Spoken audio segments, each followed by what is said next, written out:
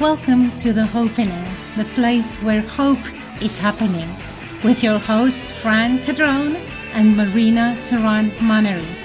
For more information about Fran and Marina, or to apply to be a guest on the show, please go to our website www.hopenning.com. The Hopenning is for informal purposes only and is based on the research of your hosts, Fran and Marina. They, as well as their guests, are not responsible for any losses, damages, or liabilities that may arise from this podcast, which is not intended to replace any professional medical advice or care by medical professionals you are currently utilizing. Welcome, everybody. Thank you for watching Hopenning number 96 with us. At the beginning of this episode today, Fran and I are inviting you to close your eyes. And as you close your eyes, we are going to play you some absolutely amazing spiritual music, because the creator of this music is our guest today.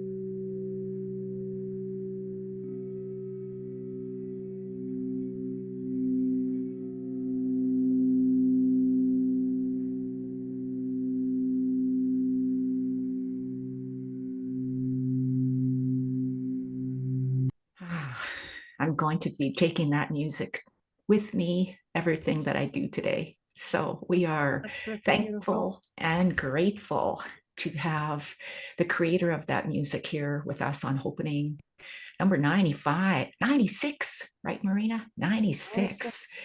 Yes, and our guest today is Annie Jameson, who, as you can see behind her, has a wealth of singing bowls that she uses to create her music. She is a visionary musician, a crystal bowls artist, and intuitive sound healer. And her music has been streamed 9.5 million times over the internet worldwide. And so it was just amazing to be able to hear that. And it really did resonate with me. I felt it going through my body in so many different ways. And so she is a pioneer in singing bowls. And she followed her spirit to New Zealand, where she's been living for about 30 years. And we're going to hear that story. And so welcome, Annie. Thank you for being here. It's a blessing. Thank you so much. Thank you so much, Fran. Oh, it's just incredible. And, we all talked about that before, about synchronicity, right? When we're all, when we're vibrating at a certain level, things just come to us. And so Annie, a friend of mine who we had on the show before, encouraged me to get a hold of you. And I did. And so now you're here. So welcome. Thank you. So Annie, go ahead. No, it's wonderful to be here and shining the light from New Zealand to the rest of the world. Definitely. So you haven't had a journey that's typical of getting to New Zealand. Your journey started in 1991, Annie? Yes, so my journey of following my spiritual path started in 1991. So I grew up with a visionary mother who was a healer and an intuitive. But it didn't take me until 1991 to really fully realize my own path in that. You go through your teenage years and the wobbles and living your life. And I remember one day thinking, I have to sort my life out. There's something missing. And I had read a little book about angels, and I always loved angels. And it encouraged you to tune in to your angel. Well, I did not know that was going to be the trigger of my entire spiritual journey of my life. I sat at the end of my bed. I hadn't meditated for a while, and I sat there, and I asked that my guardian angel come close to me. And I knew about it. I tell you, Fran, this energy just came right through my body. My ears were clicking and unblocking. And I asked the name, as you would if someone came to your front door, who are you? And I asked that only the highest energy of love and light come through me. I wasn't interested in chatting with anyone else. And I heard Chileo. I heard the words Chileo in my mind, not outwardly. And I saw it written, Chileo.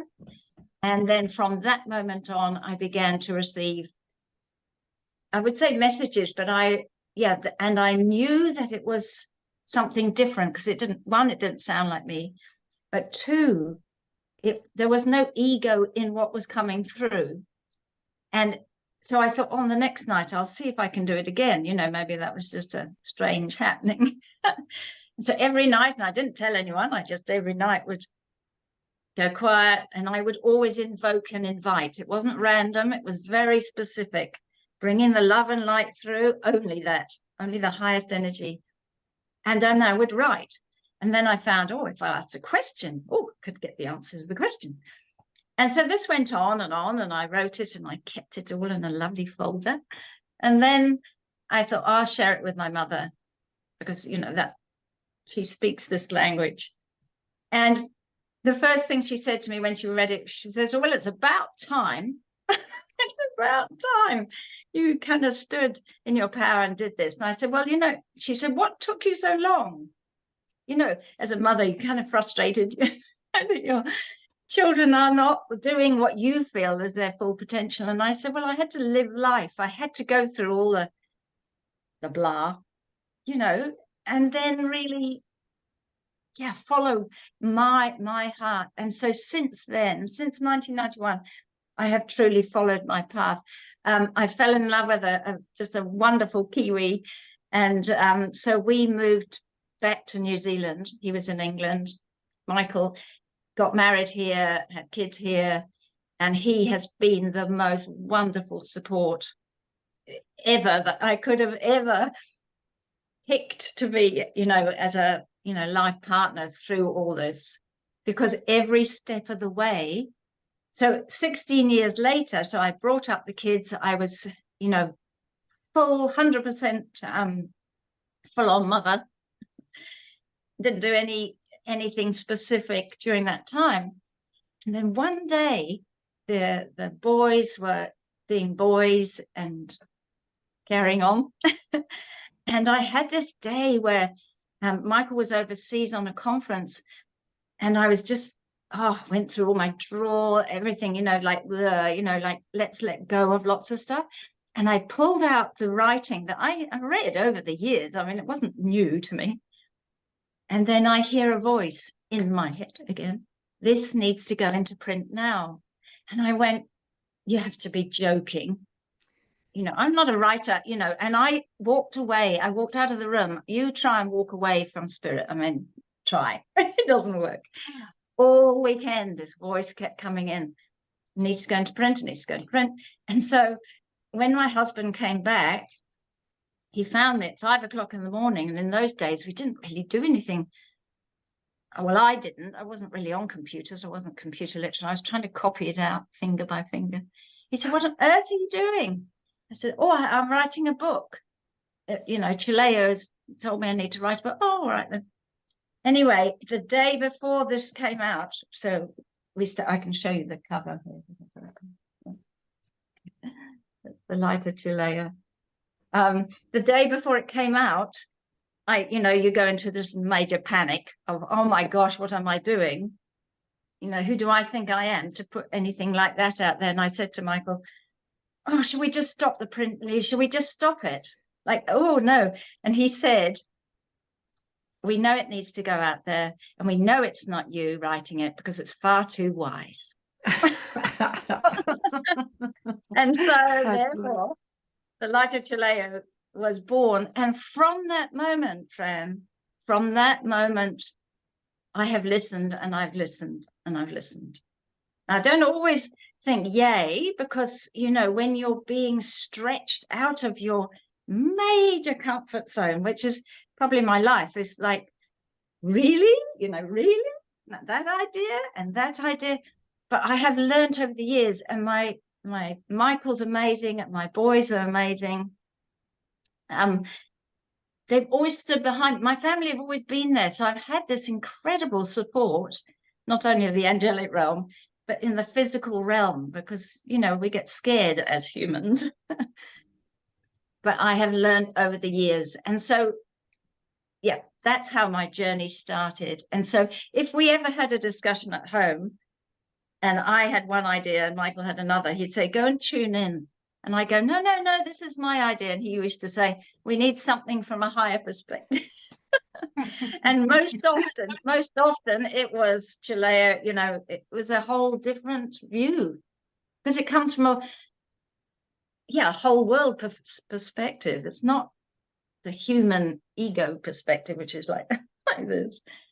So that's so interesting, Annie. And why, how did that expand then into this absolutely amazing crystal singing bowl music? And I look at all those crystals behind you and I know that every one of them comes from a different crystal. I see rose quartz there, and that must be so amazing. When I listened to that music before we started to record today, just in my research, I could feel that vibration of the music just coming through me.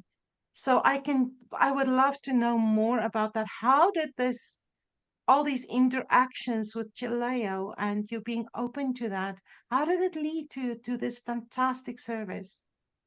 Yeah. Well, if you told me I was going to be doing this 20 years ago, I'd be going, what? I would have probably run away. So I heard my first crystal bowl maybe 35 years ago. I had no idea that this was going to be happening. And there was a healer from Wales, and he came down, and I don't remember him playing it. I think he tapped it. That's all I remember. And he told us, though, that this did stick in my mind. He said the quartz crystal is such a high vibration that it helps sort of transmute everything. And he said, if you have these sounds playing, even in your house, your apartment, or wherever, it will raise the vibration. And so, I didn't know anything about it. So I duly bought the cassette tape back in the day. We had cassette tapes.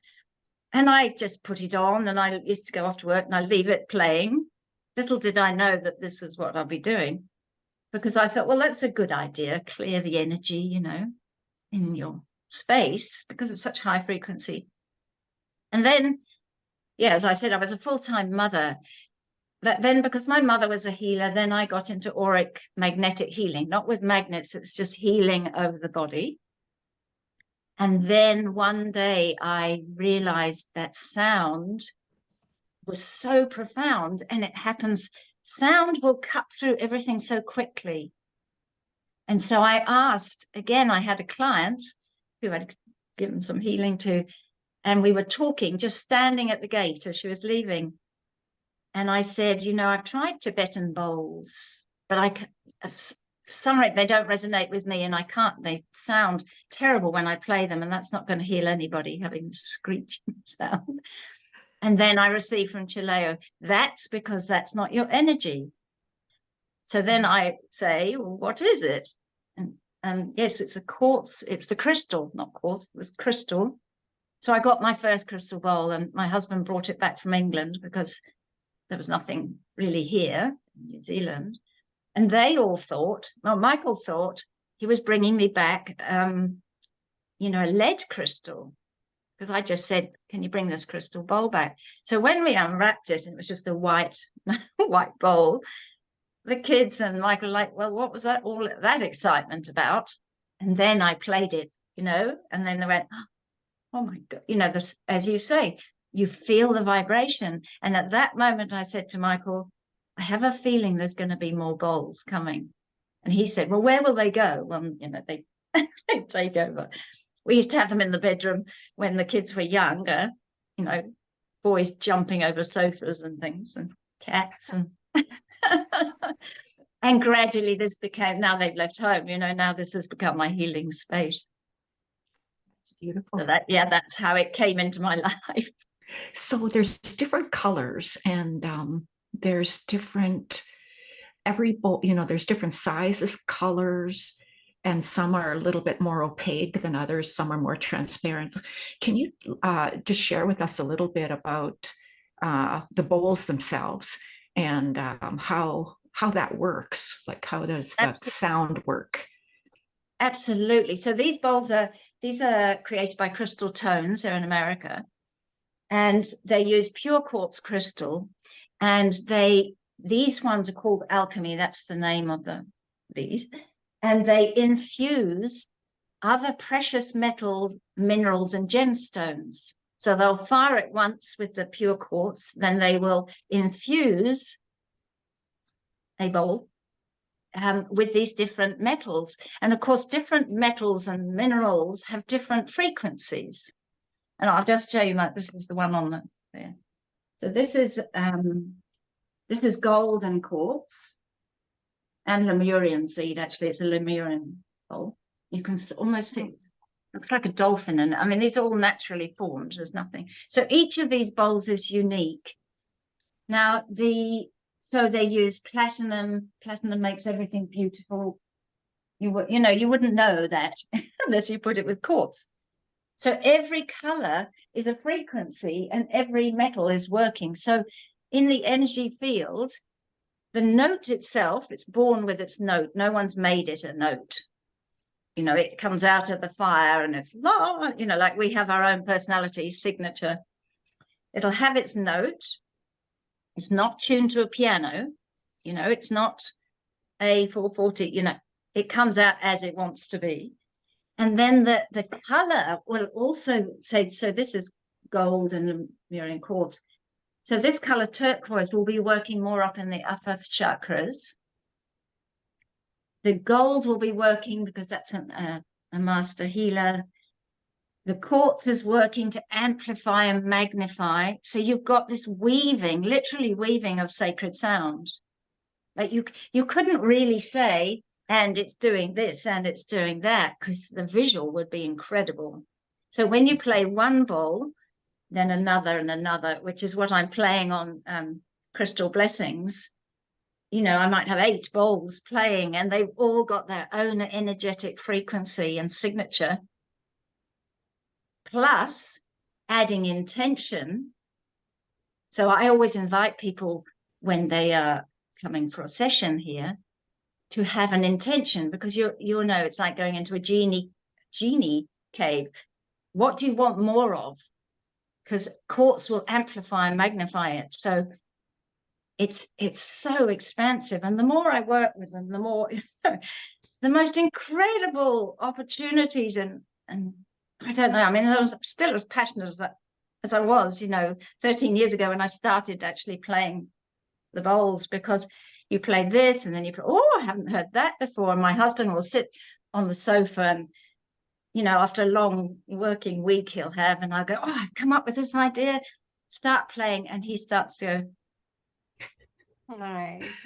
because it's like this, reaction. Then I think, oh yeah, that's going to be a really good track. One day I woke him up and said, are you relaxed? And then realized what I was doing. So yeah, that's yeah. Amazing.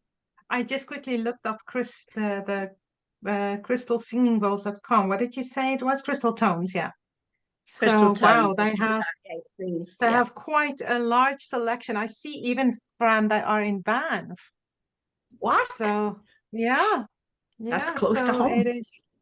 It is close to home, right? That's quite amazing. So you wrote more than one book, though, right? It was not just the one. I've written that, so that's a channel that it's not my words, I just bring it through. And another one called Small Book of Universal Wisdom. And then I also brought Insights in Heaven cards, which are like this. Wow. Okay, beautiful. Hey, did you choose a card for us today? Well, this is what came out, actually, when I pulled one out. Nice. The smallest gestures of kindness often have the greatest impact. Oh, yeah. Nice. Which is so true. And actually what I did open when I thought I'll just ask, for today, I'll just read you just a little first bit. I picked the chapter on light, and it says, light is within us if only we knew how to reach it. Open your heart and fill yourself with joy. Sit in the silence of the moment and you will receive all the guidance you need to become a radiating beam of light. So that's what I got for us today, everybody. Beautiful. Thank you, Annie. So you talk about how people come to your studio for sessions. So why would they come see you? Like, what reason? Okay, so obviously, when you're physically around the frequencies, you're going to feel it more physically in your body. So people would come and what's such an interesting thing, and I would say 90% of people do ask the same question. They come in, they're a bit stressed, they lie down on the yoga mat, and I, ask them to have an intention, and then I will, play all my instruments. I have other instruments here. And that may be 40 minutes. And most people will say at the end, how long have I laid down? Didn't I just lie down? And then I know that they've gone into the theta brainwave state, because in theta, all sense of time is lost. You go into this very deep healing space. It's not me doing it. I'm the channel. I allow the energy to come through me, to play, and I'm inspired which to play and what, then never all the same. I know which bowls sing well, but I don't in that moment know what, And people will go, I could feel that. I could feel that. And one lady described it. She I have no words. I just think of the aurora, with all the colors moving and, and you could play to, say, 30 people all at the same time, and every one of them will have a different experience. Because, we all have different things going on, and some will go, oh, I felt it in my arm, and oh my gosh, my head, my back feels better, or, whatever it is. Now, of course, there are many amazing crystal bowl players in the world.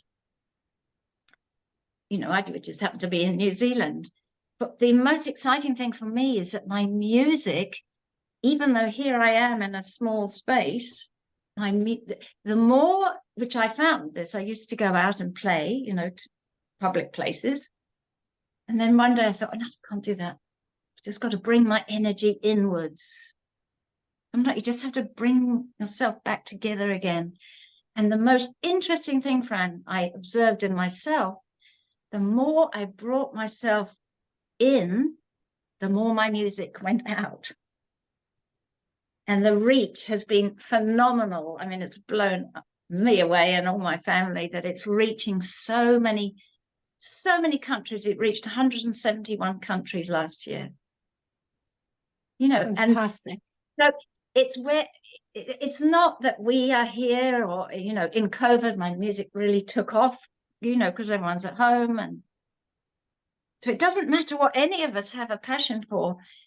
If we just hold our energy and ask to be inspired, you know, I offer myself a service every day to Spirit, you know, thy will is my will. And if I'm on a wobble, on, you know, the ego wobble, and Michael will say to me, oh, just go, you know, tomorrow's going to be amazing, because often you have a major wobble before you have a major leap. And then you go, yeah, back. You know, and so observing that in yourself is like, okay, today is not a brilliant day to be creating. I wouldn't be creating music on a day where I haven't had enough sleep or I'm worried about the kids, or, you know, you have to bring yourself into a space where, yeah, you're centered and grounded. I'm much more grounded these days, but I'm aware when I'm not. Yeah. I think that's very important for all of us to stay grounded. So, do you do any sessions online as well, Annie? Or just in person? I haven't at the moment, because I haven't got the recording device to bring it through on a really good platform, but everyone keeps asking, so I suspect that'll be another next step, because so many people are asking the same question. Do you do that? I just need to set it up so that the sound is of the highest quality for you or whoever's listening, because through Zoom it doesn't come through as it is intended. Yeah. On the recordings it is, because it's coming through that platform. So, but yes, many people have asked the same thing. And it sounds amazing. I may have to travel to New Zealand. You may. That's stunning here. We both will. We'll both come next January. Sounds good to me. Yeah. So the you've also done some work in schools. Some of your philosophy, some of your theoretical, you know, I think it's pretty theoretical stuff, but now it's becoming part of a field test study. Am I correct? Can you just explain that a little bit, Annie? Yes. A few years ago, a boy of 15, he was 15 at the time, he came to experience it, and he was so blown away at the end of the session, he was like, oh my goodness, what have you done to my brain? And so we were like looking at him, and he's going like this. He said, it's the first time I've ever been able to switch off that constant thing. And he was studying for exams at the time. And he said, I've got to do research in this. Like, what are you doing to my brain? Anyway, this went on, and he would come, and he came with another friend, and he would, you know, and so I kept passing this on to my husband. Now, he's not, you know, a crystal bowl researcher. He's a medical oncologist, but he does research. So he understands the field of research. And this went on and on with Alexander saying this, that finally Michael said, okay, we'll put it to ethics, and we'll try and get a pilot study going. So we had 11 teenage boys, 16, 17-year-olds, not the easiest age group, or, you know. And they arrived at that. So they were told, they were kept off Spotify. You know, we had them clean. They didn't know anything about me. They had to arrive at the clinical school, and they were told just to bring a yoga mat, and they were going to hear crystal bowls. That's it. And that they would have to fill in an adolescent's mood state questionnaire. Can't remember, 24 questions before and after for anxiety, depression, stress, sleep. Anyway, they all arrived. They were meant to be quiet, but dream on about that. You've got 16-year-old boys. And it was a Sunday at 12 o'clock, midday. So we just dimmed the light just because it was midday. Honestly, within 10 minutes, I would say 90% of them looked like I put a spell on. And they were like and I thought, oh my gosh, we should do this with teenagers. They would chat, and then, sprawl, boys sprawl themselves. And at the end of that 25 minutes, I thought that they would just go, yeah, whatever. We're talking about teenagers here. And nobody moved. They were just in a different zone, completely different. And we waited 5 minutes and nothing happened. So we had to wake them up, or, say, okay, can you come out now and fill in the questionnaire again? And then that went off to a biostatistician to be analysed. And it came back that there was a small significant response, improvement in depression just in that one session, that one state.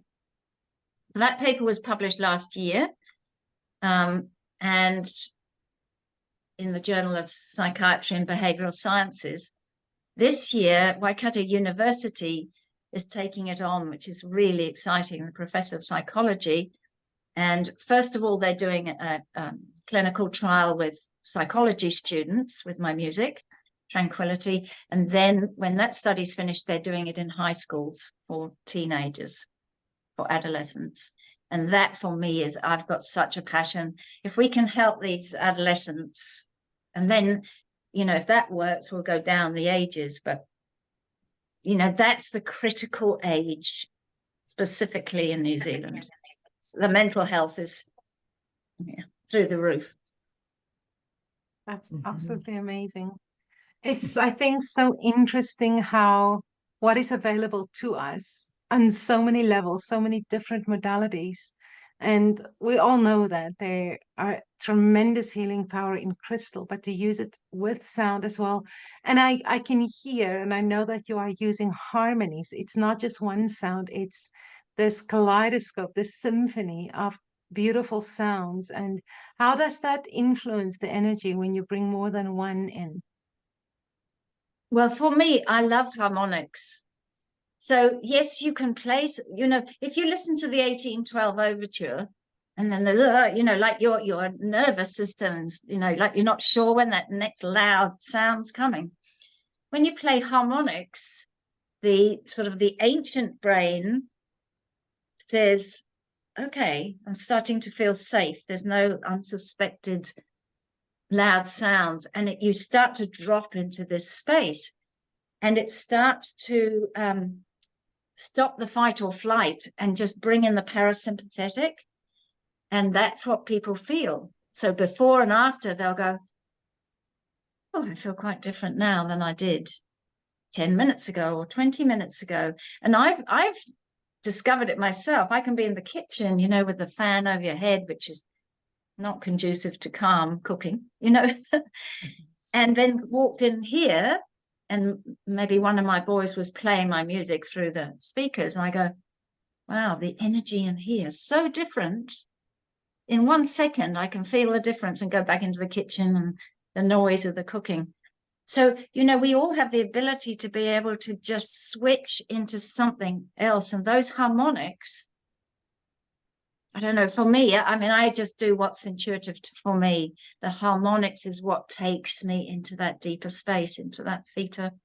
The bowls will naturally take you into alpha, but if you can get into the theta, it's so delicious.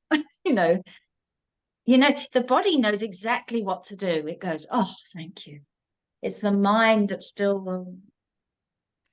Well, Annie, I think about the first thing that a baby, an embryo, their first sensation is sound. They can hear, right? That little embryo can hear, and they can hear the sounds around them. They probably feel vibrations too. And as soon as a baby is born, we pick them up and we're that sound of the humming, like even today when I hear humming, I automatically think of my mom, because my mom used to hum as she worked. She busy in the kitchen, she would hum all the time. So when I hear my own daughters humming or singing in the shower, that kind of thing, it's beautiful to me. It's a beautiful sound. I just love those kinds of sounds.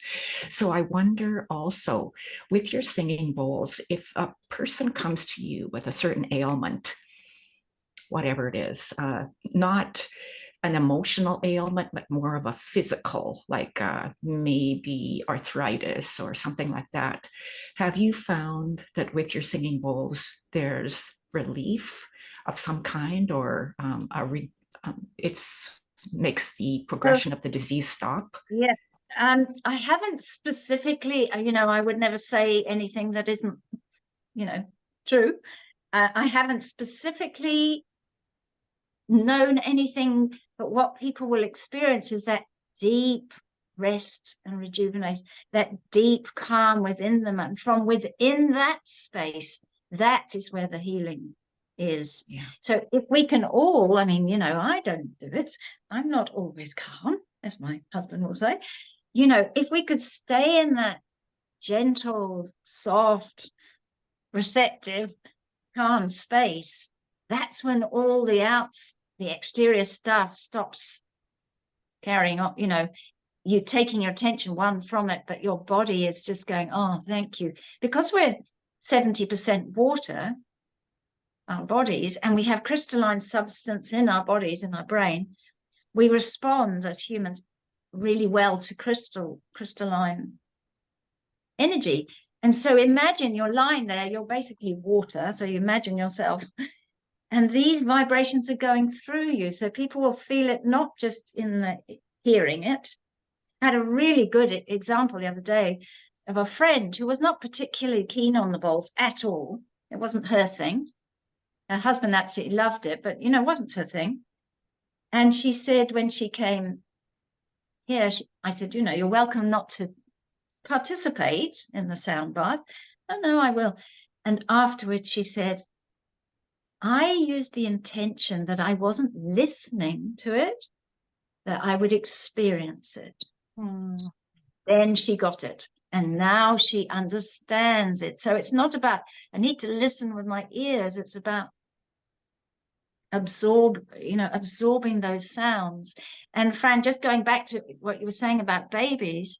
So I've created a playlist, which is called Pregnancy and Beyond. And I put together the tracks that I feel would really benefit, through pregnancy, birthing, breastfeeding, and for the baby, that bring them into that deep, calm space. Because if the mother is calm, everyone is calm. So yes. Yeah. I want to do it for my plants back here, right? I just want to leave you on all weekend and leave and then see if my plants come back to life. Yeah, you don't. Yeah, absolutely. The power, the healing power of sound is phenomenal. There's some incredible musicians in the world, and everybody responds to different energies. As you were saying, Marina, you're really sensitive. So am I. I'm really sensitive to sound. I play a crystal lyre here, different instruments, but they're all very high frequency vibrations. Yeah. That lift the energy, lift the energy. And I play some very deep bowls, which hold the energy. So it's like having this hug, big, nice, warm hug, and then it allows you to go somewhere else. So it's that balance. So the more I played, I remember my husband, when I first started, he would say, I think you need to get some deeper bowls. You spend so much time in spirit. I would spend 80% of my day, connecting there. I said, I think we need to have something bring me down. And it is that, it's a balance, isn't it? Because if we just float away, that doesn't help. So a couple of things. Number one is, as we are talking about hope, what is your message of hope? And then after that, if you can tell our audience how they can buy your books how and where they can listen to your music, and how they can get in touch with you, that would be great. Okay. So my own personal feeling for hope is the first thing to do is to bring yourself into balance and alignment. Because when we are aligned, and I use the word aligned to the divine, everything else will flow. Every single thing in your life will flow. So do whatever you can. It might be that you like walking, it might be like swimming, whatever it is, wherever you are. You might be in a really cold country in the snow, but what is it that will bring you into alignment? It might be a hot bath with lavender. Anything that aligns your chakras, your energy centers, you can see then the hope. You see the potential of the universe. Like you have the whole universe in your hands, really. So that's my vision. I have an idea a minute, and Michael will say ideas only on Tuesdays because I have so many ideas, but they're not coming from me. They're coming from a greater space. Right. And follow your heart, follow that intuition. If you have this idea, write it down. And actually, just a little tip I used to do, because I'd come up with these incredible ideas when I'm out walking and talking to the angelic realm. The next day I think, oh, no, I must have imagined that. So if you write it down and put at the top, I'm really tuned in while I'm writing this. The next day you might not be tuned in, and hold that vision. Keep holding to your highest self. That's absolutely beautiful. That's my message. To listen or to look at my books. Well, Light of Chileo is on Amazon Kindle, is available. If anyone specifically wants the physical book, if they can just write to me on my website. So I'm anniejameson.com, Jameson, Jameson. And all my music is on all streaming platforms all around the world. So it's Spotify, Apple, Pandora, you name it, is on it. Whatever your favorite listening platform is, and you can access all my music. The best way to listen is either through headphones, earbuds, or through speakers, not through the phone, because it doesn't have, you don't get the quality of sound. You only get the high notes. You don't get the depth of sound. And the other pointer is you don't need it on loud for it to work. Right. It's a very subtle energy that can just soothe, calm people to sleep, calm babies, calm adults, teenagers. It seems to be across the board. Beautiful. Unlimited potential. I think we've got a name for your next book, Ideas Only on Tuesday. Yeah. See, that it's got a ring to it. It has, honestly. And I could tell every idea. Yeah, Michael, it's always a joke. And I literally follow him out of the house, and he says, it's not Tuesday. And I said, well, it's got a day in it and a T in it.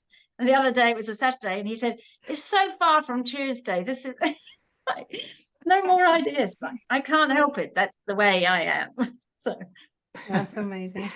Now, Annie, thank you so much for being with us today and sharing your beautiful gift with us. And thank you, everybody. Thank you, Fran, for being here as always. Thank you. And thank you to our lovely, lovely audience and supporters. We do this for you. Thank you that we can bring hope to you. We're going to say goodbye here now, but I please ask you to stay on, because I am going to close this episode with more music from Annie, and you can listen as long as you want. Put your headphones on and enjoy. Thank you so much for being here. Thank you.